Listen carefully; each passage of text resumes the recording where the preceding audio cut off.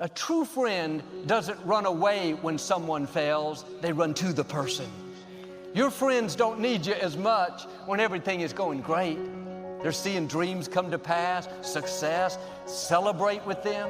That's exciting. But when they really need you is when things aren't so great. They've made some mistakes. Life has thrown them a curve. The medical report wasn't good. When their faith is low, that's when you can make the biggest difference. They need some borrowed faith. They need you to believe for them while they can't believe. They need you to speak victory while they're too discouraged. If you want to kill a big dream, tell it to a small-minded person. I told everybody at 10 years old I was going to be on TV. I had a little problem when I said that. I had a severe stuttering problem. I could not talk outside of my house. I went to school, church, anywhere. I locked up. I couldn't go to the store. I just stuttered profusely, man. It was a horrible experience. So when I wrote on that paper, the assignment was write on a piece of paper what you want to be when you grow up. I'm 10. I wrote I want to be on TV. That was that faith, the belief in things that you cannot see. I ain't see no way I could be on TV, but I wrote it down. I didn't know no better. I'm 10. I wrote it down. Teacher called me to the front of the class. I thought I'm going to get me a gold star because she had everybody stand and read their paper and their name. She called me to the front. I'm thinking, I'm going up here to get a gold star. I ain't never had one before. This must be, my answer must have been really good. I can't tell you how wrong I was. That lady didn't call me up there to give me no gold star. She called me up there to humiliate me. And when I got up there, that lady lit into me. She said, why would you write something like this on your paper? First of all, why you called me up there? You know I can't talk. You already know I can't talk. And she just said, why would you write something like this on your paper? And I'm standing out. I'm trying to get out. She said, who in this school ever been on TV? Who in your family ever been on TV? Who in this neighborhood ever been on TV? She said, look at you standing there. You can't even talk. How they gonna put somebody like you on TV? So every Christmas, I send her a flat screen TV.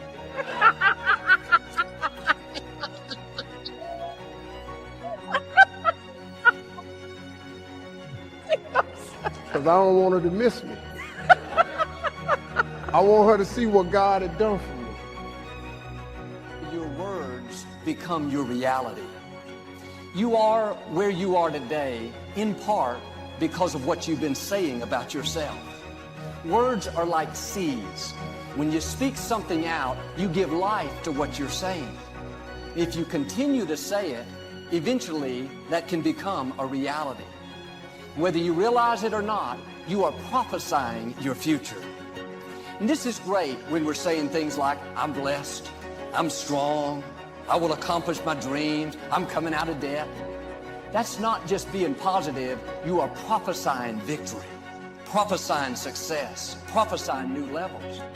Your life will move in the direction of your words. But too many people go around prophesying just the opposite. I never get any good breaks. I'll never get back in shape. Business is slow. I'll probably get laid off. Flu season is here. I always get it. They don't realize they are prophesying defeat. It's just like they're calling in bad breaks, mediocrity, lack. You can't talk defeat and expect to have victory. You can't talk lack, not enough, can't afford it, never get ahead, and expect to have abundance. If you have a poor mouth, you're going to have a poor life. If you don't like what you're seeing, start sowing some different seeds. You can't do this. It's impossible. It's never gonna happen. Just give up. Just settle. It's not meant. Accept defeat. You're not the one. They just better. You're too weak. No one wants to hear you. Try something else. No one likes you. Just follow. Do like everybody else. Do it the easy way. Accept being wrong. Quit dreaming. What are you doing? Why do you have to be so damn different?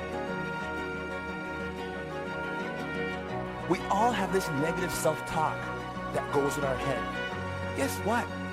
There's enough people that are telling us we can't do it, that we're not good enough. Why do we want to tell ourselves that? We know for a fact that thoughts influence actions. We saw it there with the video Sheldon Dr. Levy showed, right? We know that our thoughts influence actions. Why do we want to say that negative self-talk to ourselves? We need to get our own self-affirmations.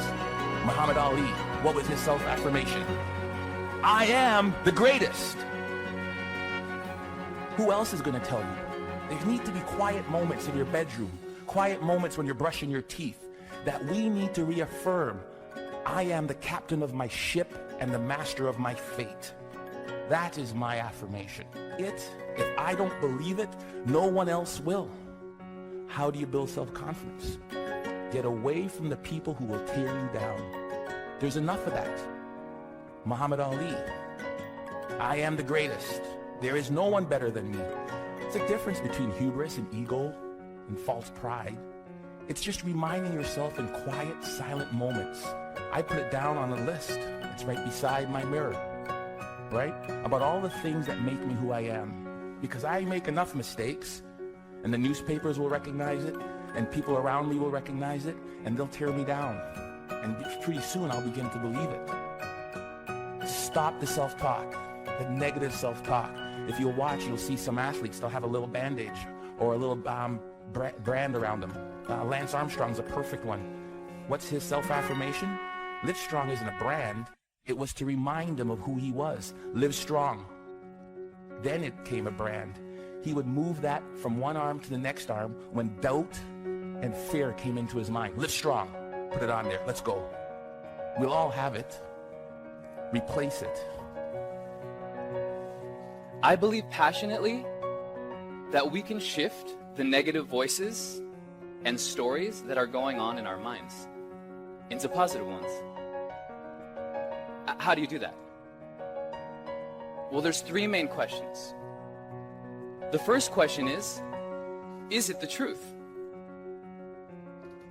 Is whatever I'm sharing with someone or what you're hearing from someone else that's giving you feedback about your life true? You know 100% that it's true. First question. Second question. Is it necessary? Is what I'm saying to myself in my head, is it necessary in the exact moment in what I'm doing with my life right then? And the third question is, does it improve upon the silence? Somewhere deep inside, you know what kind of person you were designed to be. If you want to produce great acorns, think like an oak, not like an acorn. Think like the person you intend to become. So let me ask a question. What kind of seed is in you? Figure out who you are, don't apologize for who you are, and then become even greater than you naturally are at what you are. If I could give you one thing to take from this, it is, no one will believe in you unless you do. Listen to the words of that video. Here's to the crazy ones, the misfits.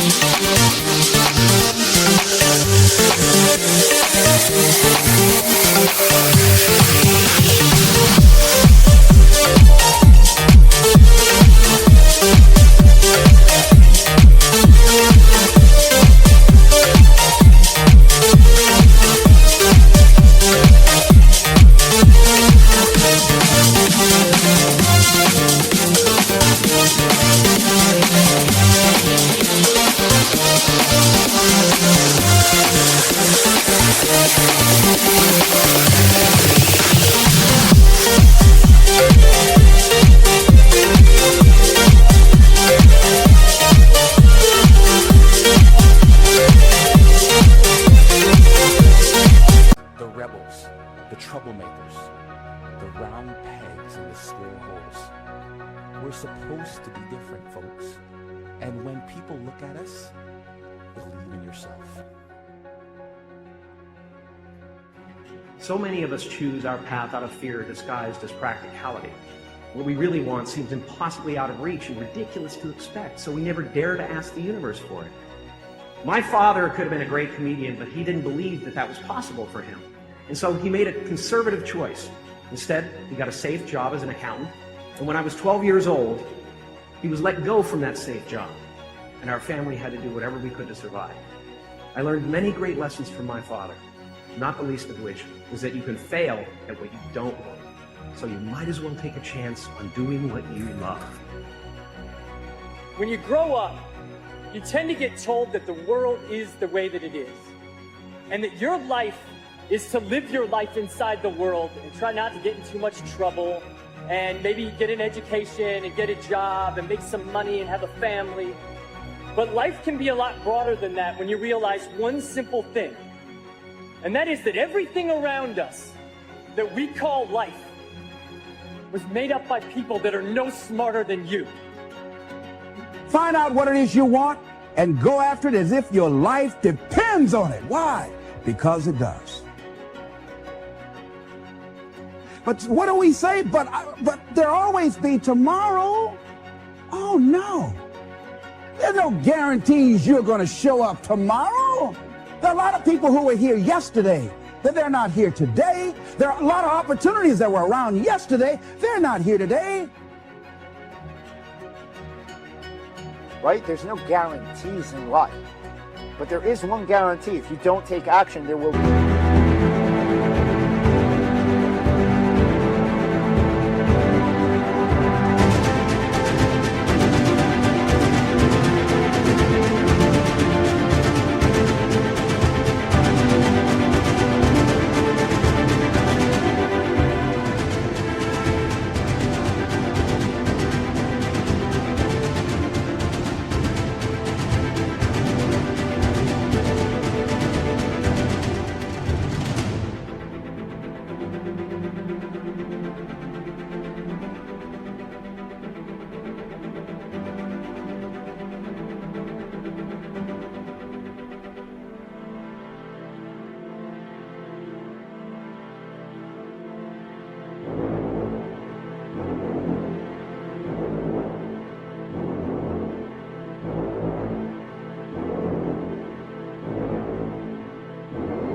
No outcome at all, no positive outcome. The only outcome will be that you didn't achieve anything. You didn't achieve what you wanted. See, a lot of people think that failure is a step backward. No. Failure is a step forward in the right direction. Every time you fail, you learn something from it, you gain something from it. You feel less anxiety when you're doing it again. You want to think that's a step backward? That's progress in every sense of the word. Right? So these dreams come to you, these ideas, these visions come to you for a reason. And you can either act them out or not. And there's a higher power at play.